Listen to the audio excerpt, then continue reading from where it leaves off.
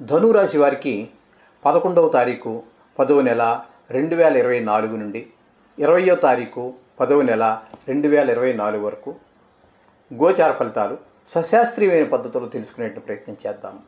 ఈ ధనురాశి వారికి ద్వితీయంలో శని ఉన్నట్టుగా మనం భావించుకుని చెప్పుకోవాలి. ఎందుకంటే తృతీయంలో ఉన్నటువంటి శని వక్రగతిలో ఉన్నారు కాబట్టి ద్వితీయ స్థానంలో ఉన్నట్టుగా మనం చెప్పుకోవాలి.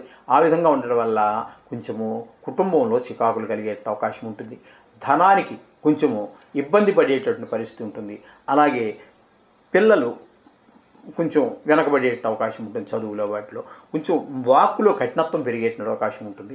ఈ విధమైన ఫలితాలన్నీ కూడా శని యొక్క ప్రభావం వల్ల ద్వితీయ స్థాన సంచారం వల్ల వస్తూ ఉంటాయి. ఇకపోతే చతుర్థంలో రాహు యొక్క ప్రభావం ఎలాగుంటుంది అంటే మనకి కొంచెం నీచజన సహవాసము నీచజన సహవాసం ఉంటుంది. అలాగే కొంచెము ఇంట్లో పెద్దవాళ్ళు ఎవరన్నా ఉన్నట్టయితే వాళ్ళ ఆరోగ్యం మీద కూడా కొంచెం ఈ రాహు యొక్క ప్రభావం పడేటువంటి అవకాశం ఉంటుంది. అలాగే మృతధనం అంటే మనకు పోయిన వారు ఎవరైనా ఉంటారు కదండి మన బంధువర్గంలో, వాళ్ళ ధనం వచ్చేటువంటి అవకాశాలు అది అనుకూలంగా ఉంటే, ప్రతికూలంగా ఉంటే రాదండి. ఇక్కడ మనకు ప్రతికూలంగా ఉన్నాడు కాబట్టి అది ఏమి జరగదు. అలాగే కొంచెం కళత్ర పీడ అంటే భార్య వల్ల కొంచెం చికాకులు కొట్టే అవకాశం కూడా ఉంటుంది. కొంచెం మన బంధువుల్లో కొన్ని చెప్పకూడదులేండి, కొంచెం త్వరగా కలహాలు వచ్చేటువంటి అవకాశం ఉంటుంది. ధన నష్టం జరిగేటువంటి అవకాశం ఉంటుంది. రుణాలు చేసేటువంటి పరిస్థితులు ఉంటూ ఉంటాయి. అలాగే కొన్ని చోట్ల అవమానం కూడా పొందవలసి వస్తూ ఉంటుంది. కొన్ని అనుకోని ఆపదలు కూడా వస్తూ ఉంటాయి. ఇవన్నీ కూడా 8వ స్థానంలో రాహు యొక్క ప్రతికూలత వల్ల ఈ ధనురాశి వారికి వచ్చే అవకాశం ఉన్నది. ఇకపోతే 5వ స్థానంలో గురువు ఉన్నట్టుగా మనం, ఎందుకంటే 6వ స్థానంలో ఉన్నప్పటికీ ఆయన రిట్రాగ్రేషన్ అంటే వక్రగతిలో సంచరిస్తున్నారు కాబట్టి మనం 5వ స్థానంలో గురువు యొక్క ఉన్నట్టుగా మనం భావించుకోవాలి. 5వ స్థానంలో గురువు ఉన్నట్టుగా మనం చూసుకున్నట్టయితే 5వ స్థానంలో గురువు యొక్క గోచారం అద్భుతంగా ఉంటుంది. అక్కడ మన సంతానం అంతా చాలా చక్కగా చదువు మీద శ్రద్ధ పెట్టడము, బుద్ధిగా మసులుకోవటము, అలాగే వాళ్ళు కొంచెం ఆటలో అవి పెట్టుకున్నప్పటికీ కూడా చదువును విడిచిపెట్టకపోవటము, మంచి స్నేహము, కొంచెం తెలివి అంటే వివేకము, వీటన్నీ కూడా మంచి చేసేటువంటి అవకాశం ఉంటుంది. ఈ 5వ స్థానంలో గురువు యొక్క సంచారం వల్ల ఆ విధమైనటువంటి ఫలితాలన్నీ కూడా గురువు మనకి ప్రసాదిస్తూ ఉంటారు. ధన ఆదాయం ఉంటుంది. అలాగే ధన ఆదాయంతో పాటు కొంచెం దైవభక్తి కూడా పెరుగుతూ ఉంటుంది. మంచి పరోపకార బుద్ధి, సత్ప్రవర్తన ఇత్యాదులన్నీ కూడా గురువు 5వ స్థానం వల్ల కలుగుతూ ఉంటాయి. 7వ స్థానంలో అండి, ఎందుకంటే 6వ స్థానంలో గురువు ఉన్నారు, వక్రగతి ద్వారా మనం 5మంలో చెప్పుకున్నాం కాబట్టి ఇక్కడ సప్తమంలో కుజుని యొక్క సంచారం జరుగుతోందండి. సప్తమంలో కుజుని యొక్క సంచారం వల్ల మనకి జరిగేటటువంటిది ఏంటంటే మనకి కొంచెం భార్యాభర్తల మధ్యన కొంచెం చిన్నపాటి మనస్పర్ధలు రావటము ఈ విధంగా జరుగుతూ ఉంటుంది. కొంచెం విజయస్థానంగా చెబుతారు, కానీ అక్కడ కొంచెం చికాకులు కలిగే అవకాశం ఉంది. అలాగే ఇక్కడ మనకి ఈ కుజుని యొక్క ప్రభావం వల్ల కొంచెం కోపం ఎక్కువ రావటము, గాయాలు అవ్వటము, కొంచెం ఇతరుల యొక్క సహాయ సహకారాలు మనకి అందకపోవటము ఇత్యాదివన్నీ కూడా జరిగే అవకాశాలు మనకి కుజుని వల్ల జరుగుతూ ఉంటాయి. ఏదైనా సాహస కృత్యాలు అవన్నీ చేయమాకండి. సాహస కృత్యాలు అంటే ఏదో కత్తి పట్టుకోవడం, కర్ర తప్పడం అనే కాదు. ఎందుకంటే ఇందులోనూ ఇది అయితే అవుతుంది, కాకపోతుంది అనేటటువంటి పరిస్థితుల్లో దాంట్లో డబ్బులు ఇన్వెస్ట్ చేయవద్దండి. ఆ విధంగా చేయటం వల్ల లాభం వస్తుందా సంతోషమే, కానీ నష్టం వస్తే భరించగలగాలి కదండి. అది అసాధ్యపడదు, సాధ్యపడే విషయం కాదు.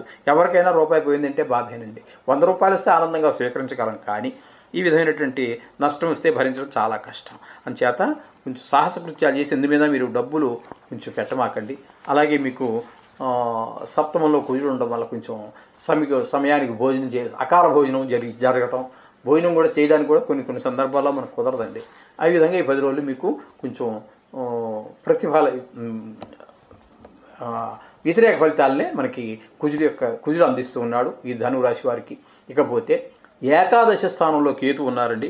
ఏకాదశ స్థానంలో కేతు వల్ల మాత్రం మంచి ఫలితాలు ఉంటాయి. కొంచెం మంచి లాభాలు వస్తాయి, ఉద్యోగంలో కావచ్చు, వ్యాపారంలో కావచ్చు. అలాగే మీ యొక్క జ్యేష్ఠ భ్రాతులు అంటే పెద్దన్నగారులు ఆ విధంగా ఉండటం, వాళ్ళందరూ మిమ్మల్ని మెచ్చుకోవటం, మంచి వ్యవహారంలో మంచి నైపుణ్యం చూపించగలుగుతారు మీరు. అలాగే కొంచెం కళలలో కూడా నైపుణ్యం ఉంటుంది. ఈ విధంగా 11వ స్థానంలో కేతువు ఉండటం వల్ల మంచి ఫలితాలన్నీ కొంచెం రకరకాలైనటువంటి వస్తువులు, విచిత్రమైనటువంటి వస్తువులు సేకరణ చేయటము, ఇవన్నీ మంచివారితో కొంచెం స్నేహం చేయటము, ఇవన్నీ కూడా మనకి లాభస్థానంలో కేతు వల్ల మీకు మంచి ఫలితాలు వస్తూ ఉన్నాయి. ఇక రవిని కనుక తీసుకున్నట్టయితే, రవి అంటే సూర్యుడు అదే 11వ స్థానంలో 7 రోజుల పాటు ఉంటారు. అలాగే 3 రోజులు వ్యయ స్థానంలో కూడా ఉంటూ ఉన్నారు. ఇక్కడ 11వ స్థానంలో ఉన్నప్పుడు మాత్రం మీకు మంచి ఫలితాలన్నీ ఉంటూ ఉంటాయి. చాలా ధనాన్ని రప్పిస్తారు, ధనం ఆదాయం ఉంటుంది. ఏదైనా వ్యవహారంలో మంచి నైపుణ్యం చూపిస్తారు. ఇట్లాంటివన్నీ కూడా ఉంటుంటాయి. చేసే పనిలో నైపుణ్యం ఉంటుంది. కళల్లో కూడా మంచి నైపుణ్యం చూపిస్తారు. ఈ విధంగా ఉంటుంది. ఇక ఒక 3 రోజుల పాటు వ్యయ స్థానంలో ఉంటారు. 3వ స్థానంలో ఒక 3 రోజుల పాటు ఉండటం వల్ల కొంచెం జరిగేటటువంటిది ఏమిటంటే కొంచెం సహాయ నిరాకరణ అంటూ ఉంటుంది. అలాగా మీకు సహకరించరు. మీరు చేసేటువంటి ఉద్యోగ స్థలంలో కానివ్వండి, వ్యాపార స్థలంలో కానివ్వండి, మీకు అనుకూలమైనటువంటిగా ప్రవర్తించరు వాళ్ళు, ఇంటి చుట్టుపక్కల ఉండేటటువంటి వాళ్ళు. ఇవి కొంచెం చికాకుగా కలిగించేటువంటి వ్యవహారాలు. ఈ విధంగా రవి యొక్క ప్రభావం వల్ల జరుగుతుంది. ఇకపోతే ఇక శుక్రుడి గురించి మనం చెప్పేసుకున్నాం. ఇక వ్యయ స్థానంలో బుధుడు కూడా ఉన్నాడు. 12వ స్థానంలో బుధుడు వల్ల మనకి వచ్చేటటువంటి ఫలితాలు ఏ విధంగా ఉంటాయంటే, బుధుడు మంచి జ్ఞానానికి, ఈ లాజిక్కులకి, మంచి బుద్ధి కుశలతకి, వీటి అన్నిటికీ ఆయన చాలా ప్రసిద్ధి చెందినటువంటి వాడు, ప్రముఖుడు ఆయన. అటువంటి ఆయన మనకి ఇక్కడ కొంచెం కష్టం అంటే ధనానికి కొంచెం ఇబ్బంది పడాల్సిన పరిస్థితి వస్తుంటుంది. బాగా ఉన్న చేతిలో ఉన్న డబ్బులు కూడా ఖర్చు అయిపోయే పరిస్థితి ఉంటుంది. అలాగే శత్రువులు, మనోవిచారాలు, మోక్షం, ఇటువంటివన్నీ కూడా కొంచెం దూరం అయ్యేటకు ఉంటుంది. కొన్ని ప్రదేశాల్లో ఈ 10 రోజుల్లో కొంచెం వేరే జాగాల్లో కూడా తిరగాల్సిన, వేరే కొత్త ప్రదేశాల్లో కూడా తిరగాల్సిన పరిస్థితి రావచ్చు కొన్ని సందర్భాలలో.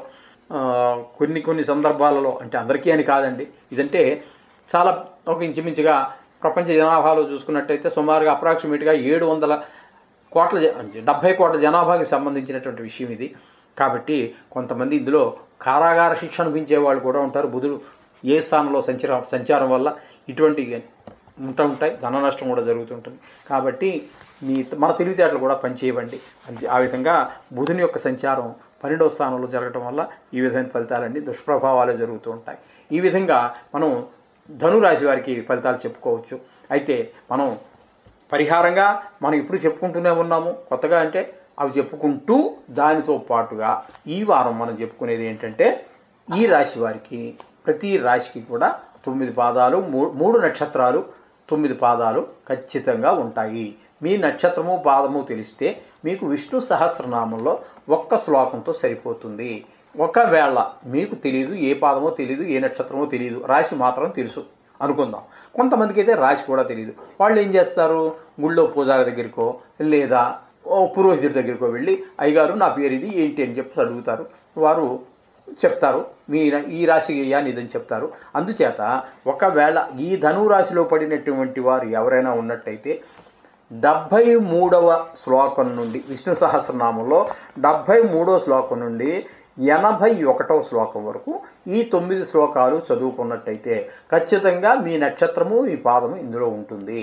కాబట్టి ఇది చదువుకోవటం ద్వారా నవగ్రహాల యొక్క అనుగ్రహంతో పాటుగా మొత్తం అన్నీ కూడా, అంటే చాలా పవిత్రమైనటువంటి గ్రంథం ఇది. మీకు భగవద్గీత, వేదాలు, ఉపనిషత్తులు, అష్టాదశ పురాణాలు ఎంత పవిత్రమైనవో ఏ మాత్రము తీసిపోనటువంటిది ఈ యొక్క విష్ణు సహస్రనామం. ఇందులో ఈ మధ్యలో కనుక మీరు చదువుకున్నట్టయితే ఈ గ్రహాల యొక్క అనుకూలతతో పాటు చాలా పుణ్యం లభిస్తుంది. ఆ ప్రతిఫలం మీకు తప్పకుండా లభిస్తుంది. ఈ విధంగా చేసుకోండి. శుభం భూయాత్.